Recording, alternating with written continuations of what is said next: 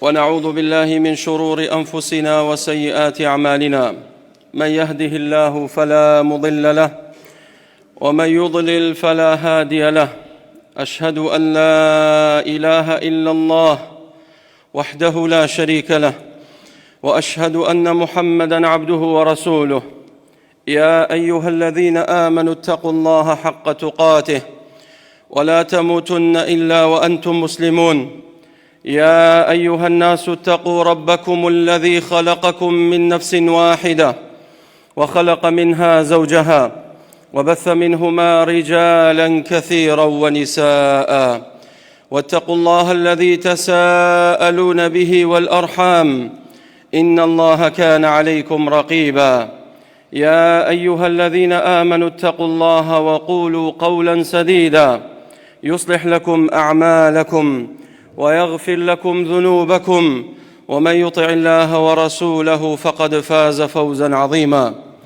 أما بعد، فإن أصدق الكلام كلام الله، وخير الهدي هدي محمد صلى الله عليه وسلم، وشر الأمور محدثاتها، وكل محدثة بدعة، وكل بدعة ضلالة، وكل ضلالة في النار. قال الله تبارك وتعالى: لقد كان في قصصهم عبرة لأولي الألباب ما كان حديثاً يفترى، ولكن تصديق الذي بين يديه وتفصيل كل شيء وهدى ورحمة لقوم يؤمنون. وقال الله تعالى: نحن نقص عليك نبأهم بالحق، نحن نقص عليك أحسن القصص بما أوحينا إليك هذا القرآن وإن كنت من قبله لمن الغافلين. بەڕێزان و خۆشەویستان، بەردەوامین لە باسکردنی چیرۆکە قورئانیەکان. لە وتاری ئەمڕۆمان بە پشتیوانی خوای تەعالا دێینە سەر بەسەرهاتی یاخیبووانی ڕۆژی شەممە، ئەوانەی کەوا سەرپێچی خوای تەعالایان کرد لە ڕۆژی شەممە. با بزانین کێ بوون و هۆکاری تاوان و سەرپێچیەکەیان چی بوو و خوای پەروەردگار چۆن لە ناویانی برد. کۆمەڵێ دەرس و عیبرەت و پند و ئامۆژگاری تێدایە، بە ئومێدی ئەوەی کە هەموو لایەکمان سوودی لێ ببینین. خوای پەروەردگار قسەی ئەصحاب السەبت، ئەوانەی کەوا یاخی بوون لە ڕۆژی شەممە، لە زۆرێک لە ئاەتەکانی قورئان بۆمان باسەکات. لە سوورەتی ئەلبەقەرە بە کورتی بۆمان باسەکە، بەڵام تەفسیلی قسەکە و بەسەرهاتەکە لە سوورەتی ئەعراف خوای تەعالا زیاتر ئاماژەی پێ دەکات. لە ئاەتی 163 سوورەتی ئەعراف پەروەردگارمان دەفەرمێ: واسألهم عن القرية التي كانت حاضرة البحر إذ يعدون في السبت إذ تأتيهم حيتانهم يوم سبتهم شرعا ويوم لا يسبتون لا تأتيهم كذلك نبلوهم بما كانوا يفسقون. پەروەردگارمان بە پێغەمبەری خوا دەفەرمێ عليه الصلاة والسلام، دەفەرمێ: ئەی محەممەد صلى الله عليه وسلم، پرسیارکە لە جوولەکەکانی شارەکەی خۆت کە شاری مەدینەیە، نەک پرسیاریان لێکە لە شتێک کە تۆ سەبارەت بە شتێک نایزانی. نەخێر، ئێمە خەبەرەکەت پێ دەدەین بۆ ئەوەی دەرکەوێ کە تۆ پێغەمبەری خوای صلی الله عليه وسلم. ئەمە لەلایەک بۆ ئەوەی دەرکەوێ جوولەکەکان تۆ لەلایەنی خوای پەروەردگارەوە هاتووی، بۆیە ئەم بەسەرهاتەیان بۆ باسکە. لەلایەکی تر بیهێنەوە یادیان باو باپیرانتان لە جوولەکە کاتێک سەرپێچی فەرمانی خوای پەروەردگاریان کرد، لەسەر یەکە خوای گەورە ئەوامر و فەرمانی خۆی بۆ جوولەکە دەنارد، بەڵام ئەوان تاعەتی خوای گەورەیان ناکرد، فەرمانی خوای گەورەیان نەشکان. بۆیان باسکە کە جوولەکە چ مێژوویەکی ڕەشیان هەیە. بۆیە ئێمە پێدڕادەگەێنین ئەی محەممەد صلی الله عليه وسلم سەبارەت بە گوندێک بە شارێک كانت حاضرة البحر. ئەم شارە لەسەر لێواری بەحرێک بوو دەریایەک بوو. ئەم بەحرە کۆ بوو؟ زانایانی تەفسیرە فەرموون بەحری قولزوم بوو کە ئەمڕۆ پێی دەوترێ بەحر الأحمر. ئەی دەیەکە شارەکە ناوی چی بوو؟ مفەسرینە فەرموون ناوی ئایلە بوو. ئەو گوندە ئەو شارە جوولەکە نشین بوون بەنی ئیسرائیل. هەندێک لە مفەسرینە فەرموون ئەم ڕووداوە قسەی ئەصحاب السەبت لە سەردەمی داود پێغەمبەر سەلامی خوای لەسەر بێ ڕوویدا. هەندێک ئەڵێن لە سەردەمی موسا پێغەمبەر بوو سەڵات و سەلامی خوای لەسەر بێ. بە هەر حاڵ قسەکە حەقیقەتی هەیە، کۆمەڵێ دەرس و عیبرەت و وانەی تێدایە، پێویستە ئێمەی موسڵمان عیبرەتی لێوەربگرین.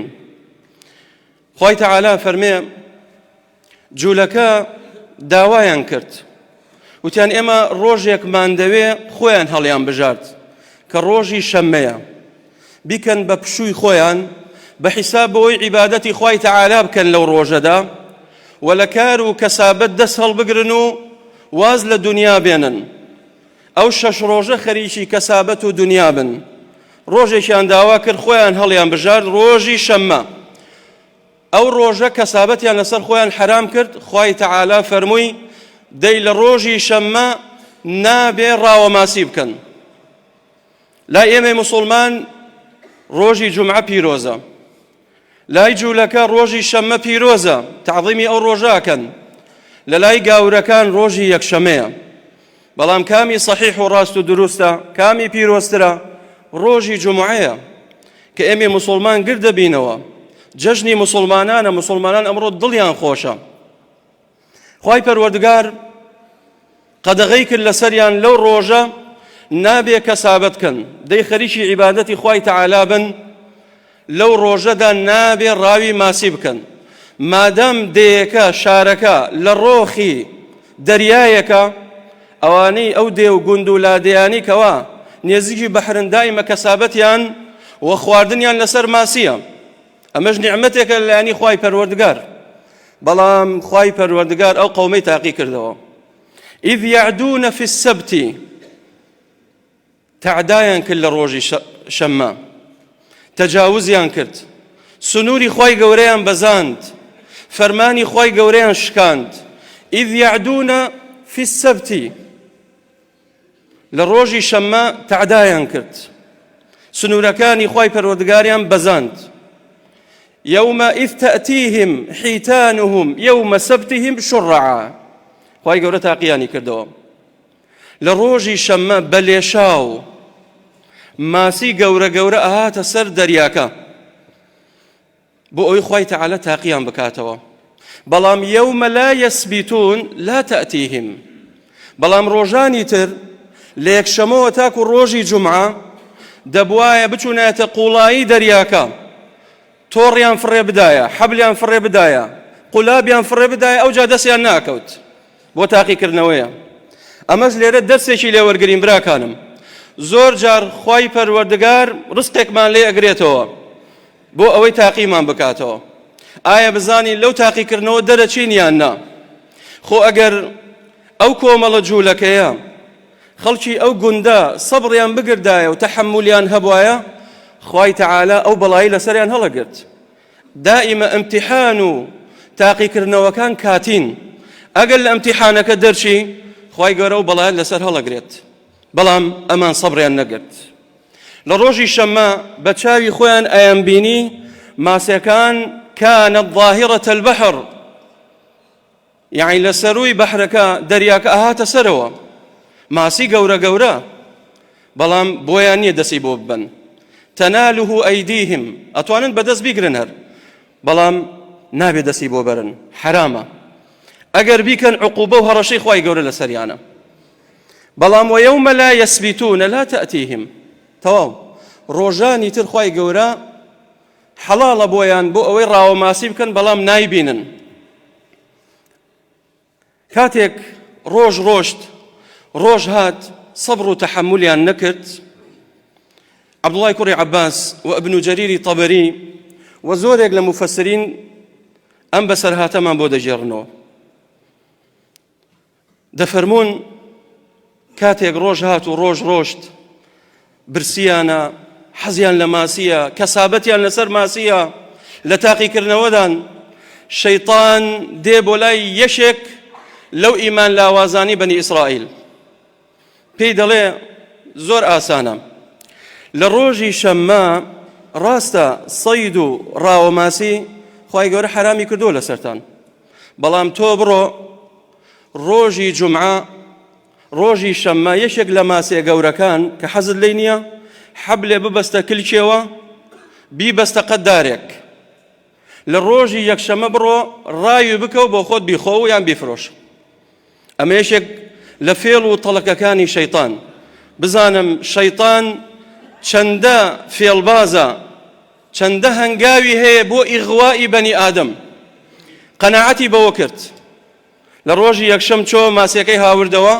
برژاندی ئەوجا بۆنی ماسی بڵاو بۆوە ماوەیەکی زۆرە ماسییان نەخواردووە خەڵکەکە هاتنە دەورە پشتی وتیانە ماسیەت لەکوێ بوو وتی وەڵا حاڵ و مەسەلەکە ئەوهایە ئەگەرەتانەوێ ڕاستە لە ڕۆژی شەممە حرامە و قەدەغەیە بڕۆن بە حەبل بیگرن ڕۆژی شەممە بەڵام لە ڕۆژی یەکشەم بڕۆن بۆ خۆتان بیبەنەوە ئەمە یەشێکە لە فێڵەکانی کۆمەڵێک ئاوا قەناعەتیان کرد کۆمەڵێکی تر وتیان قەناعەتمان نییە نەخێر حرامە شەیطان وەسیلەی تری هەیە وتی باشە لە ڕۆژی شەممەیە خواردنەکەی حرامە وەرە تۆڕەکانتان فڕێدەن لە ڕۆژی جومعە بەڵام لە ڕۆژی یەکشەم تۆڕەکانتان بکەنەوە ماسیەکان بەرن بۆ خۆتان بیخۆن و بیشی فرۆشن لی کۆمەڵێکی تر قەناعەتیان پێی کرد ئاسەی ئەسالیبی شەیطان کەن شەیطان لا تتبعوا خطوات الشەیطان شەیطان هەنگاو هەنگاو بۆت دێ بۆ ئەوەی یاخیت کە بۆ ئەوەی تووشی تاوانت کە کۆمەڵێ تر بەو شێوەیە قەناعەتیان کرد هێشتا ئەو کۆمەڵێ تر ماوە زۆر ئەڵێ قەناعەتمان نییە نەخێر حرامە ئەوجا ڕۆژ بۆ لای ئەو کۆمەڵەی تر وتی وەسیلەی تر هەیە ڕۆژانی شەممە لەسەرتان حرامە کەوە ڕاوەماسی بکەن ئێوە بڕۆن چاڵی گەورە گەورە بکەن لە قەراغی بەحرەکە کە ڕۆژی شەممە ئەو دەریایە دێ شەپۆل دێنێ بێگومان ئەو شەپۆلە لەگەڵ خۆیان کۆمەڵێ ماسی هەڵەداتەنە ئەو چاڵە گەورە گەورانە ئەو جا ئەو بەحرە مەد و جەزری هەیە ئەگەڕێتەوە ئەکشێتەوە کە کشایەوە کۆمەڵێ ماسی زۆرتان بۆ مێنێتەوە ناو چاڵەکە و ڕۆژی یەکشەم بڕۆن بۆ خۆتان ڕاو بکەن لەوێش کۆمەڵێ تر گومڕابوون بەو شێوەیە حرام هەر یەکەم جار دەستت بۆ حرام بەر ئیتر لەلاتەوە ئاسانە بێت ئیتر بەنی ئیسرائیل خەڵکی ئەو شارە زۆر بەهرە زۆریان دەستیان کرد بە حرام خواردن فەرمان و سنووری خوای گەورەیان شکان بەڵام ئایا بۆیان چووە سەر بێگومان بۆیان نەچووە سەر ئەم فێڵ و تەڵەکە بازیە براکانم لەناو ئومەتی موحەممەد صلی الله عليه وسلم هەیە زۆرن ئەوانەی کەوا ڕاتبی ڕعایە اجتماعیان هەیە بەحیساب فێڵ لە خوای گەورەکەن یان فێڵ لە خۆیانەکەن ئەوە فێڵت لە موسڵمانان کرد ئەوە فێڵت لە حکومەت کرد دەرچووی لەلایەنی حکومەتەوە فێڵت کرد بەڵام ئایا لای خوای پەروەردگار ون نەبێت بێگومان نەخێر کابرا شەرعاً وقانوناً بۆی نییە ڕاتبی ڕعایە اجتماعی دەرکا بۆ چونکە پێغەمبەری خوا صلی الله عليه وسلم فەرمێ المؤمنون على شروطهم بەپێی ئەو مەرجە و ئەو یاسایانی کە حکومەت بۆتی داناوە کە شوملتەکە ئەو جا بڕۆ ناوت بنووسە کابرا سیارەیەکی هەیە فێڵەکە ئەچێ سیارەکەی کاتە ناو خێزانەکەی وەکو جوولەکەکان لە ڕۆژی شەمەیە ڕاو ناکەن بەڵام چاڵی گەورە گەورەکەن لە ڕۆژی جومعەیە تۆڕەکانیان هەڵەدەن لە ڕۆژی یەکشەمە ماسیەکانە بنەوە خانووی بەناوەیە هەر کەسێ خانووی بەناوە بێ نابێت ڕاتبی ڕعایە هەبێت ئەچێ خانووکەی کاتە ناو ئامۆزایەکی خانووکەی کاتە ناو خێزانی ئەکاتە ناوێکێکی غەریبە بەس بۆ ئەوی ڕاتبێکی حرامی دەستکەوێ قڕ بەبان سەرت ئەوە حرامە براکانم ئەوە فێڵە ئەوە غەشە ئەوە خیانەتە هەر ئەوە نییە پارەکە بکەیتە بە خەڵت و تەواو کورە پارە لە حکومەتەر حەڵاڵە بە کەیفی خۆت چۆن ئەی خۆیت و حەپەلۆشیەکەی ئاساییە نا وەڵڵاهی ئاسایی نییە ئەوە حەق و مافی خەڵکانی فەقیر و هەژارن ئەوانەی کەوا کەم دەرامەتن ئەوانەی کەوا فەقیرن ئەوانەی کەوا هیچیان نییە یان خەڵکی وا هەبووە خانۆکەی عیبی نەبووە چووە کەلاوەیەکی پێشان لژنەکە داوە بەس بۆی ڕاتبەکەی بۆ بڕنەوە. خەڵکێک لەولاوە پارەیان داوە، خەڵکێک لەولاوە ڕەشوەیان داوە، بەرتیلیان داوە بەس بۆی ڕاتبەکەی دەستکەوێت. سێ ئەم بەڵایە کە براکانم، ئەم بەڵایە لەناو ئومەتی محەممەدێ صلی الله عليه وسلم ئەم فرت و فێڵە بۆ ناچێتە سەر، حرامە، واللهی بڕۆ بیبڕە، خوای گەورە محاسەبەتەکا لەسەری. حیەل و فێڵ زۆرە براکانم. کابرای جانباز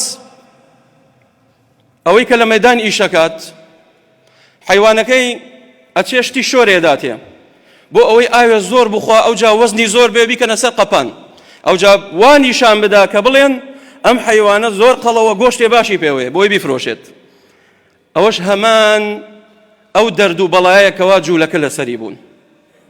کابرا ئەزانێت ئاڵتون بە قەرز حرامە، ئەچێ بۆ لای کابرای ئاڵتونچی ئەڵێت خوا زەحمەت نەبێ هەنێ پارەم دەرێ بە قەرز، لە ئاڵتونچێکە پارە قەرزەکات، ئەوجا هەر لە ئاڵتونچێکەیە کڕێت ئاڵتونی لێسەنێ بە نەقەت. ئەمەشیان لە حیەل لە براکانم. و حیەل زۆر هەیە کە باسیکەین، بەڵام خوتبەکەمان درێژە بێت. بەڵام ئەوەی کەوا دەمەوێت زۆر جەختی لەسەر بکەمەوە بابەتی ڕاتبی ڕعایە اجتیماعیە. بەداخەوە لە 195 ئەو خەڵکە مستاهل نین ڕاتبی ڕعایەن هەیە و کردیانە بۆ خۆیان، هەمووشی حرامە، بۆ ناچێتە سەر، خوای گەورە محاسەبەتەکا لەسەری. سیارەت هەیە، خانوت هەیە، کەسابەتت هەیە، الحەمدولله لەش ساغ و تەندروستی، ئیتر بۆ ئەم ڕاتبەت دەرکردووە. ئەم ڕاتبە مافی تۆ نییە، ئەم ڕاتبە حەقی تۆ نییە. حکومەتە لێ ئەبێ خانوت بەناوە نەبێ، حکومەتە بێ نابێ سیارەت هەبێ، تۆ سیارەکە دەکەیتە ناو خێزانت، ئەمە فێڵ لە کێیەکەی تۆ؟ کەواتە ئەو ڕاتبە حرامە، دەبێ بیبڕیت و دەبێ ئەو پارانەشی کە وەرت گردووە بیگەڕێنی تۆ، چونکە ئەو پارانە هەمووی لە گردن تایە و لە ئەستۆدایە. بەو شێوەیە ئەو کۆمەڵە کەسە ئەو حیلەیان کرد، ئەو فێڵەیان کرد، بەڵام بۆیان نەچووە سەر. ئەمە لە بەنی ئیسرائیل ڕوویدا و لە ئومەتی محەممەد عليه الصلاة والسلام خوای تەعالی سەحابەشی تاقی کردەوە، خوای گەورە سەحابەی تاقی کردەوە. لە عومرەی حودەیبیە سەحابە لەگەڵ پێغەمبەری خوا صلی الله عليه وسلم چون بۆ ئەوەی عمرە جێبەجێ بکەن، خوای تەعالی سەحابەی تاقی کردەوە. قال الله تعالى يا أيها الذين آمنوا ليبلونكم الله بشيء من الصيد تناله أيديكم ورماحكم. خوای تەعالی ئەی هاوڵە خۆشەویستەکانی پێغەمبەر صلی الله عليه وسلم، خوای تەعالی ئێوە ئەمڕۆ تاقیەکاتەوە لە کاتی ئیحرامە، کاتێ ئەو کەسە محریمە حرامە لەسەری ڕاوی وشکانی بکات، بەڵام سەیدی بەحر دروستە، بەڵام لە کاتی ئیحرامە دروست نییە ڕاوی وشکانی بکەیت. بەڵام خوای تەعالی سەحابەی تاقی کردەوە. بزانم لە ئیمتیحانە دەرچوون؟ بەڵێ دەرچوون لە ئیمتیحانە بە پێچەوانەی جوولەکەی بەنی ئیسرائیل. تەنالوه ئەیدیکم وەریماحکم، لەو ڕۆژەی کە خوای پەروەردگار قەدەغەی کرد لە سەریان، نەیچیرەکە ئەیانتوانی بەدەست بیگرن و ئەیانتوانی بەڕم لێدەن و زۆر بە ئاسانی بیگرن بەبێ ئەوەی عەزیەت بخۆن. تەنالوه ئەیدیکم وەریماحکم. بۆچی؟ ليعلم الله من يخافه بالغيب، بۆ ئەوەی دەرکەوێ علمی خوای گەورە بۆ ئێوە، بزانم کام لە ئێوە لەخوا ئەترسێ لە پەنهانی و لە غەیب. گرنگ نییە کاتێک تۆ لە عەلەنی لە ناو خەڵکیت وا خۆت نیشانە دەی ماشەڵڵا لەخوا ترسە، گرنگ نییە. بەڵام ئەوەی کە گرنگ بێ ليعلم من يخاف الله في الغيب، ئەوەی کەوا لە خوای گەورە ئەترسێ لە پەنهانی. کاتێک تۆ تاک بوویتەتەوە کەسە لێوە دیار نییە، ئایا دەست بۆ تاوانە بیت؟ تاک بوویتەتەوە مۆبایلەکەت لە ناو دەستایە، بەتاق تەنها خۆت لە غورفەکەی، ئەگەر بتەوێ بە یەک لەمسەیە هەموو جۆرە تاوانێک دێتە بن دەستت، ئایا لەو دەقەیە لە خوای گەورە ئەترسیت؟ بە چاو ئەیبینیت، نێچیرەکان بەدەست دێنە بن دەست. ليعلم الله من يخافه بالغيب، ئەلەوێ دەرەکەوێ کە تۆ لە خوای گەورە ئەترسییاننا.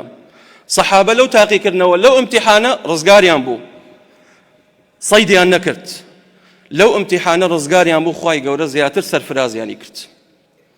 خوای تەعالا فەرمێ كذلك نبلوهم كواتا بوشي وايم بسر هاد بوشي خواي قولي قد غيك لسريان إنها الفتن والامتحان والاختبار اختبار تاقي كرنوية فتنية بلايك خواي قولي تاقيانا كاتو بزانم دلش اللو امتحانيانا بما كانوا يفسقون بسبب أويكوا فاسق بون درچون لسنور خواي پروردگار ولطاعتي خواي قولي خواي گەورە بەو شێوەیە سزایان نەدات کە دین باسیەکەین لە وتاری دووەم داواکەم لە خوای پەروەردگار بەناو جوانەکانی و بە سیفاتە بەرزەکانی ڕەحمان لێکا و ئەخیری هەموو لایەکمان خێرکە.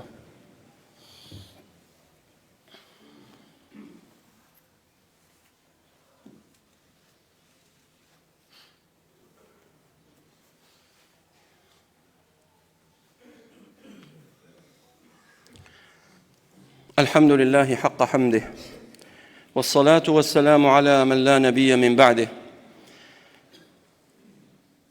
كاتك أو كومل كسا فرماني خواي قوريان شكاند ماسي حراميان خوارت طائفي دوم هاتنا بيشوا طائفي دوم كن دعاة بانخوازان الآمرون بالمعروف والناهون عن المنكر ئەوانەی کەوا ئەمر بە چاکە دەکەن و نەهی لە خراپە دەکەن.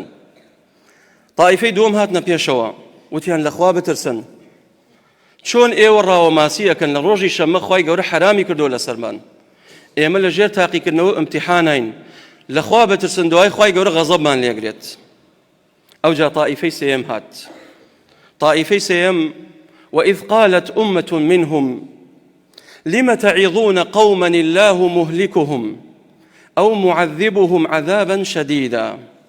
طائفة سيم هاتن أواني كوا مثبطا أواني كوا متخاذلا أواني كوا دائما ريقرن لوي كوا مصلحين فرمان بشاكاكا كسانشي سلبين. لم تعظون قوما الله مهلكهم أو معذبهم عذابا شديدا. كاكا يوبو خوتا مشغول كردو بطائفية كمو خەریکی تاوانی خۆیانن وازیان لێبێنن ئێ وەختان چییە؟ بۆ ئەمرەکەن بە چاکە بۆ نەهیان لێکەن لە خراپە دەست نەبان کڵاوی خۆتۆ بابانەی بە. دائیمە براکانم ئەم سێ قەومە ئەم سێ طائیفە لە هەموو کۆمەلگایەکەیە لە هەموو شارێکەیە بەڵام تەماشا بکە تۆ لە کام لەم سیانەی ئایا تۆ لەو کەسانی کەوا زاڵمیت لە حرام خۆرەکانی یان لەو کەسانی کەوا نەهی لە حرامەکەیت پیاوچاکی مصلحی یان تۆ طائفەی سێمی کەوا نایەلی مصلحینش چاکسازی بکەن دەستیان نەگریت مثبطی متەخاذلی وازیان لێبێنن کاکە بڕۆ خەریکی کەسابەتی خۆتان کەن چیتان داوە لەو خەڵکە ئەمە زۆرە لە ناو قەومی ئێمەش کاتێک مامۆستایەک دەرەکەوێ یان داعیەک بانخوازێک ئەمر بە چاکاکە نەهی لە خراپاکە طائفەی سێم دێ ڕەخنەی لێگرێت لە جیاتی دوعای خێری بۆ بکە ئەڵێ وەڵا هێم مامۆستایە و ئەز لە خەڵک نانێ کاکە تۆ چی داوە لەوە کاتێک مامۆستا ڕەمەزان خوای گەورە بە شەهید قبوڵی کات کە لەسەر ئەم مینبەرە داوایە کرد بۆ لای خوای پەروەردگار خەڵکانێک زۆر وتی وەڵای کاکە خەتای خۆی بوو زمان خۆی نەگرت بۆیە کوژرا بزانم ئەوانی کەوا هەمان ڕاو بۆچوونیانەیە خوای گەورە لێرە چیان بەسەر دێنێت نەخێر ئەمە بانگەوازی ئەمە داوایە سژ نەکرێی بەخوا ئەکوژرێی بەخوا دەربەدەرەکرێی هەموو شتێکت بەسەرادێت چاوەڕوان بە چونکە وا نەزانی فەرشی سوورت بۆ ڕاخەن ئینسان کە ساڵح بوو بۆ خۆیەتی بەڵام کە موسڵح بوو هەوڵی چاکسازیدا دائیمە کۆمەڵێ خەڵک دەبێتە دوژمنی ئیتر ئەو دوژمنانە ڕەنگە ئەلمانی بن ڕەنگە بێدین بن ڕەنگە جێندەرەکان بن کە ئێستا پەیابوونە ڕەنگە کەسانی شەخصپەرست و قەبرپەرست بن ئێخۆ مامۆستا باسی چی کرد لەسەر مینبەر خەڵکی بان کرد بۆ لای خوا داعی بوو بۆ لای خوا خوای گەورەش ئینشاء الله وجعله من المكرمين هەنیئا له ئینشاء الله خۆ ئەگەر ئەو ڕۆژەش نەکوژرایە هەر ئەمرد بەخوا کەواتە طائفەی سێیەم دێنە لای بانخوازەکان ئەوانی کەوا نەهی لەو حراماکەن دەستیان نەگرن لە جیاتی ئەوەی دوعای خێری بۆ بکەن. ئێستا خۆت ئەو پیاوی ئەو مەیدانە نیت وەک پێت ناکرێ دوعای خێری بۆ بکە، بەڵام نا ئەوێ ئەوش سارد کاتەوە. لم تعظون قوما الله مهلكهم، وازیان لێبێنن ئەوانە بە هیلاک چوون، یەکلا بوونەتەوە، حیسابیان کۆتایی هاتووە، ئەو جا بۆ سەر خۆتان ێشێن لەگەڵیان. ئەو معذبهم کە خوای گەورە لە ڕۆژی قیامەت سزایەکی بە ئێشیان بۆ ئاماداکات. بەڵام با بزانین طائفەی دووەم پیاوچاکان ئەوانی کەوا مصلح بوون چۆن وەڵامیاندایەوە. قالوا معذرة إلى ربكم ولعلهم يتقون. بۆ ئەوەی ئێمە دوو دافعمان هەیە، دوو پاڵنەرمان هەیە بۆیە ئەمر بە چاکاکەین نەهی لە خراپاکەین. معذرة إلى ربكم بۆ ئەوەی عذرمان هەبێ لای خوای گەورە. کاتێک شتێک ناشەرعیە بینین، زوڵمێکە بینین، نەهی لێەکەین، باسی یەکەین، خەڵکی نەوریابن ئەمە حرامە، ئەمە شرکە، ئەمە بیدعەیە، ئەمە خورافەتە. معذرة إلى ربكم بۆ ئەوەی عذرمان هەبێ لای خوای گەورە، بڵێن ئەی خوایە لە ڕۆژی قیامەت والله من نەهیم لێ کرد، باسم کرد، بەڵام خۆیان وەریان نەگرت. معذرة إلى ربكم ولعلهم يتقون. بەڵکو بۆ ئەوەی بیرشکەنەوە، هیدایەت وەربگرن، ببنە کەسانێکی باش و چاک، ببنە ئەهلی صلاح و ئەهلی تەقوا. کەواتە لەبەر ئەم دوو دافعە بانخوازان و ئەوانەی کەوا ئەمر بە چاکاکەن و نەهی لە خراپاکەن، معذرة إلى ربكم. چونکە ئەگەر تۆ لە جێی خۆت بمێنیت قسە نەکەیت و ئەمر بە چاکە نەکەیت و نەهی لە خراپە نەکەیت، ئەو کاتە عوزرت نییە لە ڕۆژی قیامەت. پێغەمبەری خوا صلی الله عليه وسلم فەرمێ کاتێک خراپە لە ناو قەومێکا ڕوو بدات، ئەو قەومە بێدەنگ من لێ إلا أعمهم الله بالعقاب، إلا خوای پەروەردگار عقوبەی خۆی داگرێ بۆ هەموو قەومەکە. واتقوا فتنة لا تصيبن الذين ظلموا منكم خاصة. خۆ ئەگەر فیتنە بێ خۆ هەر زاڵم لە ناو ناچێت، ئەوانەشی کەوا بێدەنگن لە ئاستی زوڵمەکە ئەوانش ئەڕوان تەڕوشک بەیەکەوە ئاستێت. بەڵام با بزانین ئەم سێ تائیفە مەسیریان بۆ چۆ بوو. خوای تەعالی فەرمێ فلما نسوا ما ذكروا به أنجينا الذين ينهون عن السوء. كاتك طائفي كم طائفي دوم نصيحة آموشغاري طائفي كم ينكت نسوا ما ذكروا به أو نصيحة آموشغاريان ورنقرت بشتيان تيكرت بردوان بول لسر حرامي خويان لسر سنور بزاندن. ما ذكروا به أنجينا الذين ينهون عن السوء. خوي تعالى فرمي ئەوانەی کەوا نەهیان کرد لەو حرامە ئەوانەمان ڕزگار کرد. یا ئەڵڵا ئەبێت چی ڕوویدا بێت؟ کاریسەیە گەورە ڕوویداوە، کاریسەیە گەورە ڕوویداوە، عقوبەی خوای گەورە دابەزیە. بەڵام خوای تەعالی یەکسەر فەرمووی تائیفەی دووەممان ڕزگار کرد چونکە نەهیان نەکرد لەو حرامە. بۆ ئەمانە جێی ڕێزن، جێی حورمەتن، جێی قەدرن، جێی ئەوەن کەوا شانازی پێ بکرێ و باز بکرێن لە قورئان. أنجينا الذين كانوا ينهون عن السوء أيو كساني كوا حرام ينخواد الظلم ينكرت دفرمي وأخذنا الذين ظلموا بعذاب بئيس بما كانوا يفسقون.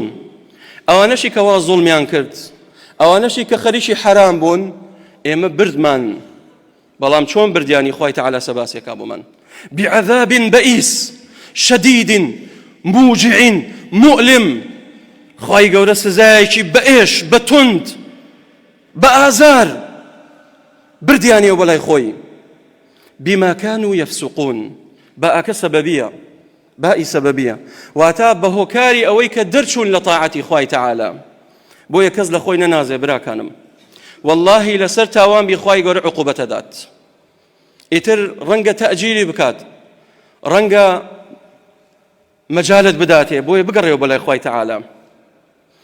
ئەیکوا تائیفەی سێیەم لێرە باز نەکراوە، باسی تائیفەی یەکەم کرا، خوای گەورە بردیەوە بەلای خۆی عقوبەیانیدا. تائیفەی دووەم ئەوانە خوای تەعالی ڕزگاریانی کرد. تائیفەی سێیەم لێرە باز نەکراوە. عەبدوڵڵای کوڕی عەباس ئەم ئایەتەیە خوێنایەوە، دەستی کرد بە گریان. تەڵەبەکەی هات بۆ لای وتی یا ئیمام ئەوە بۆ ئەگری؟ وتی واللهی نازانم تائیفەی سێیەم مەسیریان کوێیە، ئەترسم ئێمە لە تائیفەی سێیەم بین زۆرێک لە منکەرات ئەبینین بێدەنگین لێی. بۆیە عەبدوڵای کوڕی عەباس ڕەئی وا بوو کەوا تائیفەی سێمش ڕزگاری بووە، بەڵام هەندێک لە زانایانە فەرموون نەخێ ڕزگاریان نەبووە، ئەوانش بەشێک لە زوڵمیان تێدا بووە. زوڵمەکەیان چی بووە؟ لە ئاستی ئەو هەموو تاوانە بێدەنگ بوون، لە ئاستی تاوانەکان بێدەنگ بوون و موسانەدەی کێشیان نەکرد ئەوانەی کەوا ئەمریان نەکرد بە چاکە، خوای گەورە ئەوانیشی بردەوە. هەندێک لە مفەسرینە فەرموون بۆیە خوای تەعالە باسی تائیفەی سێمی نەکرد چونکە ئەوەنە بێنرخن، ئەوەندە بێقیمەتن، خوای گەورە باسییانشی نەکردەوە لە قورئان، باسییان ناکات. بۆ؟ چونکە قەومانێکی مثەبتن، جەماعەتی ئەوەی کەواڵێ دەست نەبان کڵاوی خۆت بابانەی بە، قیمەتیان نییە، حورمەتیان نییە لای خوای گەورە. ئەو کەسانە حورمەتیان هەیە، ئەو کەسانە ڕێزیان هەیە لای خوای گەورە. فأنجينا الذين كانوا ينهون عن السوء، ئەوانەی کەوا بەردەوام ئەمریان نەکرد بە چاکە، نەهیان نەکرد لە خراپە، ئەوانە ڕزگاریان بوو. کەواتە ئەگەرەتەوێ ڕزگارت بێ لە چۆ منکەڕێکت بینی نەهی لێ بکە، ئەگەر توانیت بەدەست بیگۆڕە، نەتوانی بەدەم ئینکاری بکە، نەتوانی بەدڵ هەرە بێ ئینکاری بکەیت. ئەی مەسیری طائفە یەکەم بۆ چۆ بوو؟ خوای تەعالە فەرمێ فەلەمما عەتەوا عەمما نهوا عنه فقلنا لهم كونوا قردة خاسئين. کاتێک بەردەوام بوون لەسەر ئەو تاوانە، ئێمە یەک کەلیمەیەک بڕیارماندا، قلنا، وتمان هەمووتان ببن بە مەیمون. خوای گەورە هەموویانی کرد بە مەیمون. عەبدوڵای کوڕی عەباسە فەرمێت ڕەزا و ڕەحمەتی خوای گەورەی لێ بێت، دەفەرمێ کاتێک بەردەوام بوون لەسەر تاوان، بە ڕۆژ لە ڕۆژی شەممە ماسیە زۆریان ئەگەر دڵیان خۆش بوو ئەچوون ئەیان فرۆش لە بازاڕ و لێیان هەڵەگرد و ئەیان خوارد و بە شەوش خەریکی دەگ و ڕەقس و سەما و عارە خواردن و تاوان بوون. طائیفەی دووەم ئەوانەی کەوا صالح بوون، پیاو چاک بوون کە نەهیان نەکرد لەو حەرام و قەدەغە کراوانە، وتی کاکە با هەستین دیوارێ دروستکەین، ژیان وا ناچێتە سەر، دیوارێ لە بین ئێمە و ئەو خەڵکە خراپە دروست دەکەین کە ژمارەیان 7,000 کەس بوون. خەڵکە خراپەکە دیوارێکی بەرزیان دروست کرد. بۆچی؟ وتی بۆ ئەی نەیان بینین، بۆی مناڵەکانمان تێکەڵیان نەبێت، بۆ ئەوەی نەچێنە ئەو بیئە فاسدەوە. دیواریان دروست کرد، وتیان بۆ خۆتان خەریکی حرامی خۆتان بن، ئێمە ئەچینەوە دوورە، خوای گەورە عقوبەتانەدا. ئەمە هێشتا بەشەرن نەبوونەتە قیڕەدە. کاتێک بە ڕۆژ دەنگیان نییە، ڕۆژی شەممەیە، هیچ دەنگێک نییە، ئەرێ وتیان ئەی قەوم و قیلە چی باسە؟ دەنگیان نییە و قەومە. وتیان وازیان لێ بێنە، یەکێکی وتی بەخوا مەست بوونە، ئەوەنیان خواردەتەوە ئاگایان لە خۆیان نییە، لە ناو حرامی خۆیان خەریکی ئەوەن، وازیان لێ بێن. کاتێک شەو هات هەر دەنگ نییە، کە بەیانی بۆ وتیان وەڵی ئەی قەومەکە دەنگ نییە، با یەکێک بڕاتە سەرووی دیوارەکە سێر ئەو دیو بکە بزانم چیان بەسەر هاتووە. یەشێکە نێرن لە سەرووی دیوارەکە، سێرە و دیوەکات ئەبینێ هەموویان بوونەتە قیڕەدە، هەموویان بوونەتە مەیمون، خوای گەورە عقوبەیانی داوە. ئەو جا دەرگاکەنەوە، هەمووی کەس و کار یەکن، ئەوە مامەیەتی، ئەوە خاڵۆیەتی، ئەوە میمزایەتی، ئەوە برایەتی، ئەچن بۆ لایەن. ئەمە ماڵی میمزاکەیەتی، ئەچێ عەدەدیان 5، ئەچێ سێرەکە 5 مەیمونی لێیە. ئەو جا کەونە قسە لەگەڵیان، وەکو شکڵ و دیمەن بوونەتە مەیمون، بەڵام وەکو فکر و بیر و هۆش بە ئینسانیەت ماون، درچیان هەیە. ئەو جا مەیمونەکان دێن دەستەکەن بە گریان، حاڵی خۆیان ئەبینن تەواو خوای گەورە عقوبەیانی دا، دەستەکەن بە گریان، بەبوون خزمەکانی خۆیان ئەناسنەوە، ئەمە برایەتی، ئەوە باوکێتی، ئەوە خاڵێتی، ئەوە مامێتی، خۆیان بە خزمەکانیان نەخشێنن. ئەوش پێڵێت تۆ فڵانە کەس، تۆ فڵانە کەسی، ئاوا سەری بۆ جوولێنێت، ناتوانێت قسەکات، تەواو بوو بە حەیوان، بوو بە مەیمون. ئەو جا دەرگایان لێکەنەوە، ئەو شارە بەجێ دێڵن ئەڕۆن بۆ چۆڵی. لە دوای 3 ڕۆژ خوای پەروەردگار ئەو جا هەر هەمویان لە ناوە بات و هەمویان کۆتاییان پێدێت. فأخذنا الذين ظلموا بعذاب بئيس بما كانوا يفسقون. ئەوە خوای پەروەردگار ئەو قەومە هەمویانی لە ناو برد. ئێستا لە ناو ئومەتی محەممەد صلی الله عليه وسلم تۆ بڵێ جارێکتر خەڵکانێک ببن بە مەیمون کە مەعسیەت و سەرپێچی خوای پەروەردگارکەن؟ بەڵێ، پێغەمبەری خوا صلی الله عليه وسلم فەرمێ لە علاماتی آخر زەمان مەسخ زۆرە بێت، یعنی ڕووی خەڵکی ئەگۆڕێت بە بەراز و مەیمون. أو جهندل المفسرين فرمون أو قوما جنجكانيان بون بميمون بيركانيان بون ببراز فجعل منهم القردة والخنازير. پێغەمبەری خوا صلى الله عليه وسلم فرمي كاتێک مسخ و قەذف و ئەمانە ڕوئەدا لە ئومەتی من بەردبارین و خەڵکانێک ئەبن بە مەیمون و بەراز و خەڵکانێک ڕۆئەچن بە زەوی. دایکە عایشە فەرمی ئەوە چی کاتێکە؟ ئەنەهلیک وفینا الصالحون قال نعم إذا كثر الخبث. فەرمووی بەڵێ لەناوەچن ئەگەر کاتێک خراپەکاران زۆر بوون. طائفەی دووەم نەبوو کە نەهی لەو خراپە بکە، خوای گەورە قەومە لەناوە بات. حەدیسەکەی ترە فەرمێ یەکێ لە سەحابە فەرمووی یا رسول الله ئەوە کەی ڕوئەدات؟ فەرمووی إذا ظهرت المعازف والقينات وشربت الخمور.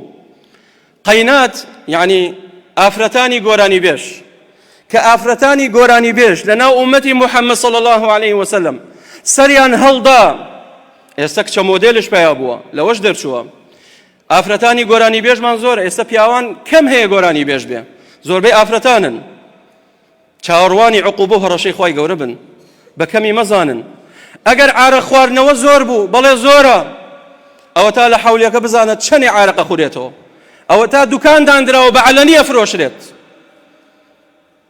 مەعازیف گۆرانی و مۆسیقا بەڵێ ئەوش زۆرە، کەواتە چاوەڕوانی و عقوبەی خوای پەروەردگار بن. وما ذلك على الله بعزيز.